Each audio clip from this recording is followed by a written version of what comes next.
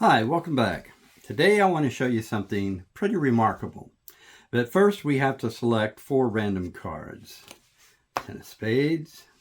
I tell you what, to make it easier on you so you don't have to remember 4 different cards, we'll just use the 4 tens. 10 of clubs. Hopefully this is a full deck. 10 of diamonds. There we go. We don't need the rest of the deck. In fact, in a few moments, we won't even need these 4 tens, because what I want to show you today uses these cards, Atlantis copy cards. Now, these are very rare. They're hard to find, hard to lay your hands on, and that's because these cards are blank. And they're blank for a reason, because you see, these cards are treated with a chemical. And it's the same chemical that they use in Xerox machines. So you can do some pretty strange things with these cards. For instance, I can pass them over the 4 tens. And like I said earlier, we no longer need these tens.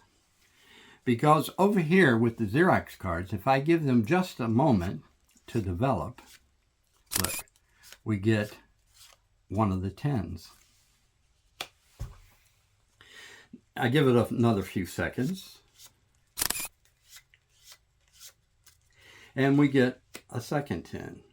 So you can see what's happening here. The cards, the Xerox cards, are copying the cards that were on the table. And let's see, that leaves us with 1 card left, the 10 of hearts. Now, these 4 Xerox cards, we'll do something different with those. Let's lay them out, one for each of the tens.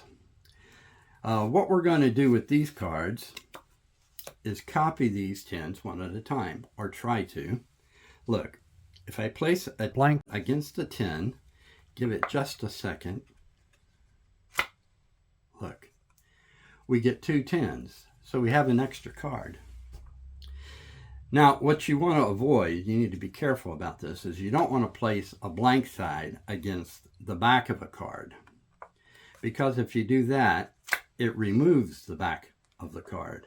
And now this is absolutely no good to me.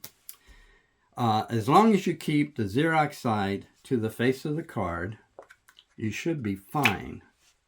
Now, you also need to be careful that the ink is dry, which it's not totally dry on this 10. And if I place it here, I end up getting 10s on both sides. And again, that's no good to me in a card game. Here's something else that's interesting. If I take a Xerox card and place it on half of this 10, and then I turn it around and place the other half on this 10, look, we get a half and half card. Of course, this is no good in a card game. Something else you want to avoid is you don't want to press down too hard on the cards, because then they end up copying the mat. And that's true for any surface that they're on. If you press on them, they end up copying the back of the card box. So these are known as Atlantis copy cards. If you're ever out shopping and you see this brand, grab them.